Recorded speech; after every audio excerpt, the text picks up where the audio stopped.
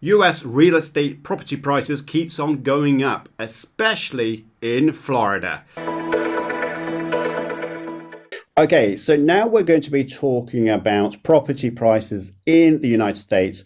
And in particular, we're going to be looking at Orlando and Florida areas because that's where it's the most brilliant place to live. And we'll talk about that a little later on. But Lionel, talk us through this. What is this telling us about house price and house sale volumes in the United States? So this really is about where people are buying and therefore where people are moving to. So this is a big snapshot of the last 20 years. As you can see there, it's an index above 100 coincides with a higher level of activity, and under 100, therefore, a lower level of activity.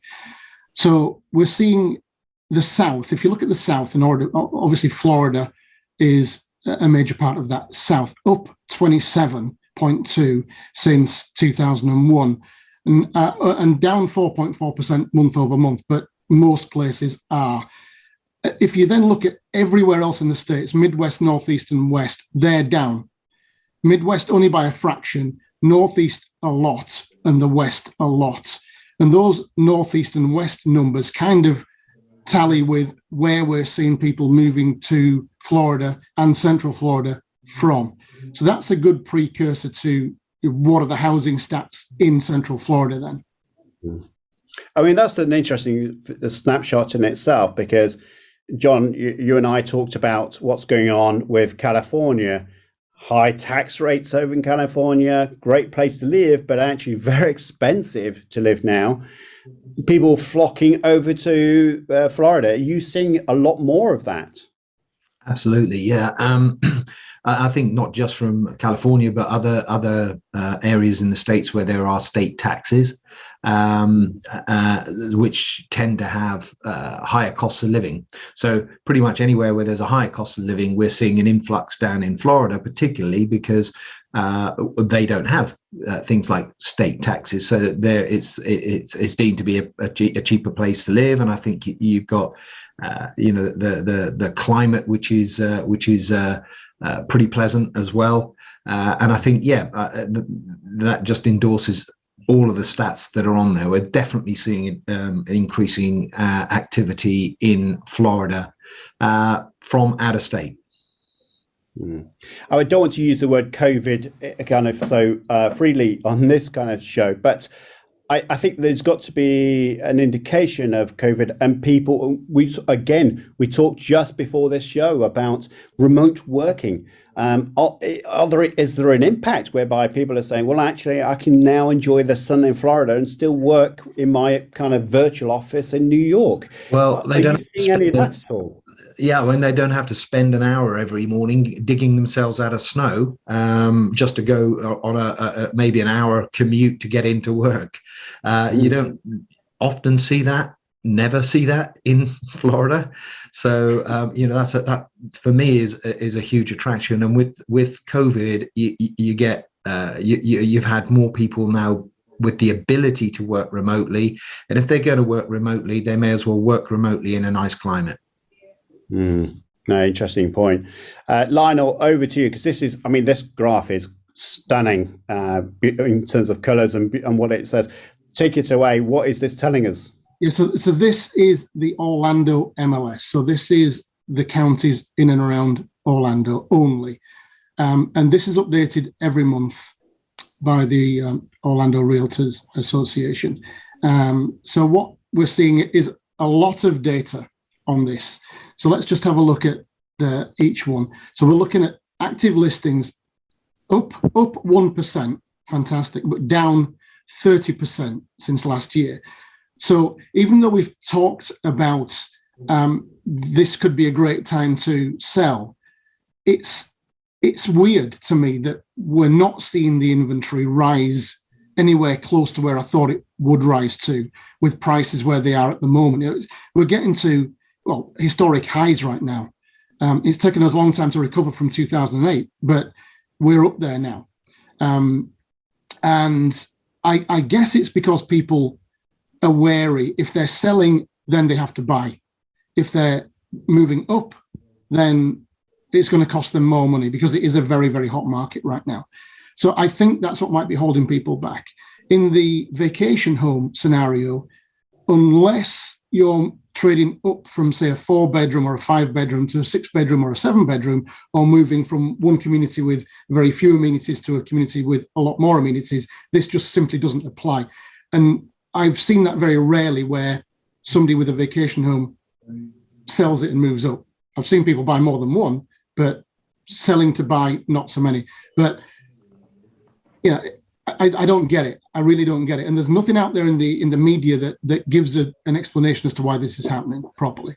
I mean, that's going to be pushing that. I mean, we'll talk about house prices later on, but if you've got pressure on any kind of commodity, which property is one of them, and you have this huge demand that we've seen already from the United States, people from the north and the west coming down to the south, and people aren't selling their properties, there is no surprise that house prices are just going higher and higher. Absolutely. It's pure supply and demand.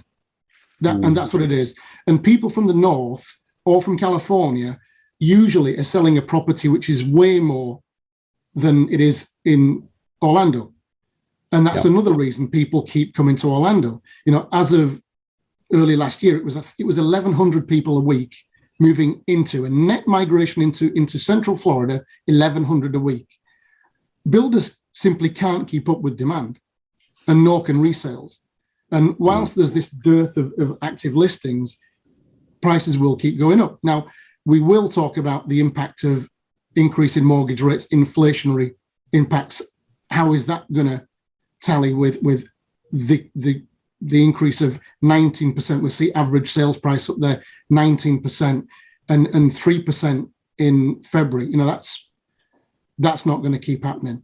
But going back to listings, new listings, pending sales, etc. So new listings up 20%, which is nice, and only up 1% though. So we've still got this issue of not enough housing.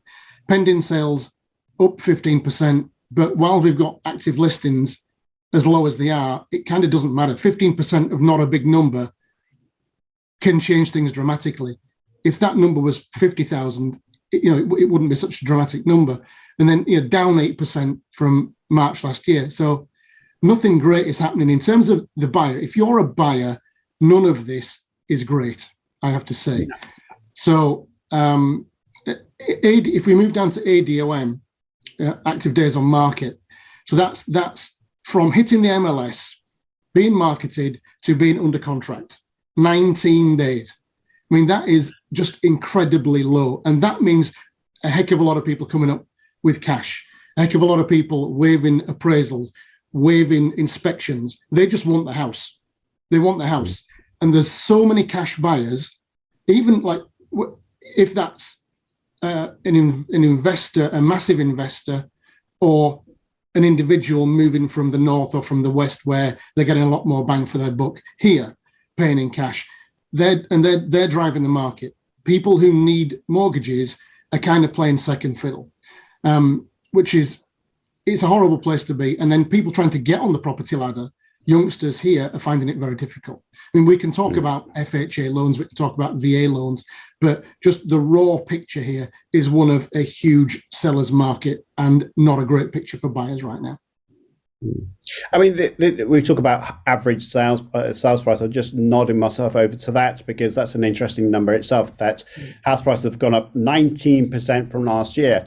But one big indication I got from your update is people are selling from California, from New York, house prices that maybe 600,000-700,000, maybe $1 million, coming to Orlando, and it's cheap. And there is a danger that house price is just going to soar even higher. And people think, well, if I wait, I might get a good deal in 6 months' time. There is no indication of that here. No, I don't see this as being a bubble. It's not like it was in 2008, where if you had a pulse, you could get a mortgage. John can talk to the way that's been tightened up and how it's not so easy anymore to get a mortgage. John, do you want to just speak to that? Yeah, I mean, it definitely isn't.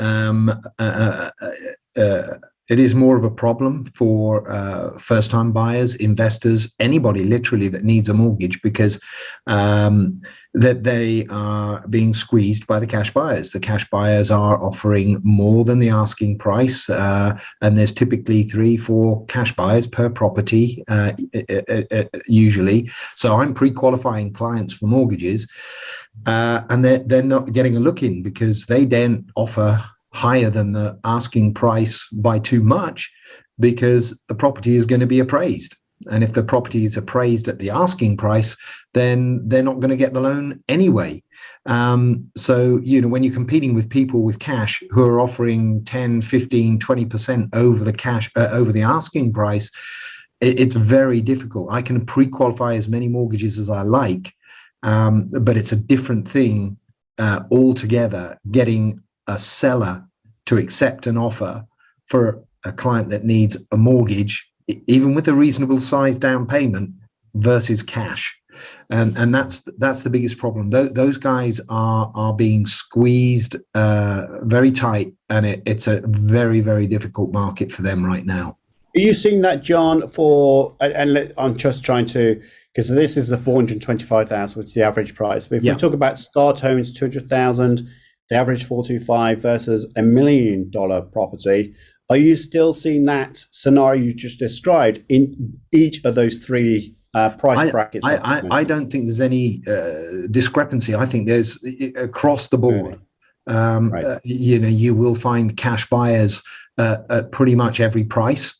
Certainly it's probably going to get less. You're going to get less people offering over $1 million than below, but I certainly am seeing buyers who need mortgages that are offering 700, 800,000 for a property and still suffering the same problem, in that there are cash buyers in the marketplace that will offer more than they can offer to secure the property with a mortgage. I mean, we talked about earlier, didn't we, Lionel and John, the fact that if you're British and you're holding one of these assets, there is a huge temptation to sell a property because of the exchange rate being what it is, 128 currently right now. Sell up right now because you get a good house price, and then you've got your money back into the UK. But there's a danger, though, that you could sell your property at the wrong time. So even though the house prices are going up, back to your points, Lionel, this is not a bubble. You're in danger of selling that property because you think you can make a quick buck, and yet you might not be able to get back into Florida, Orlando specifically, because the house prices just keeps going beyond where you are. Yeah, I mean, I think if you get out now, I don't think you're going to get in again anytime soon. So this would be just okay, we've made enough money. Look, if I could forecast where the top of the market was, I'd be sitting somewhere else than here. But I'd be short and stuff or doing other things. But if you have a house and you think, okay, I've made a pile of money, I don't need the hassle of marketing it anymore, I'll just take the money and run, then now would be a very good time to do it, I think. Will it go higher? I think it will. How much higher? I don't know. So yeah, if it was me sitting on a house right now that I'd had for a while, I'd be really thinking about selling it. I mean, I think you're absolutely right. There's two distinct markets here. There's a market for somebody who's made a profit and wants to repatriate their money back in the UK, for example, to take advantage of, one, high house prices, and two, a favorable exchange rate to do that. So that's the first scenario. The second scenario is, if you just want to sell to buy another property, you're going to fall into a problem, especially if you need a mortgage, because you'll be able to sell, but you may not be able to get back on the market, even if you can afford to be on that market, because you might get cashed out by one of those or beaten to the property by one of those cash buyers, for example, when you need a mortgage. I think the only caveat to that might be if you're downsizing. Like if you're resident here in Orlando, and you're maybe an older person or an empty nester, and you now don't need your 5-bedroom, 3-bathroom pool home, and you can do with a 3-bedroom, 2-bathroom pool home, or no pool, then you're still in a good position because you're still top of the market with these multiple offers, with cash buyers coming in at your range where you're selling, and you can then compete as probably a cash buyer. Provided, as John says, though, Lionel, that you do it in cash, because if you're downsizing Exactly. and you still need a mortgage, you're in that Yeah. same problem, aren't you? Yes. I mean, But if you sold at a high enough price and you have the cash, then that's not a bad option. But that's the in that market, that's the only people that are going to benefit. Yeah, and then you might be able to also. I mean, there are plenty of people here, older middle-aged people who still have quite a large mortgage, and I don't know how they all pay that mortgage, but if you could downsize and relieve yourself of that burden, then now could be a really good time to do that as well. Hopefully that video was useful for you, but please do not stop there. There are plenty of videos that I know that will help you build your wealth whilst reducing your tax liability. And in this video, well, this is the one I think you should be watching right now.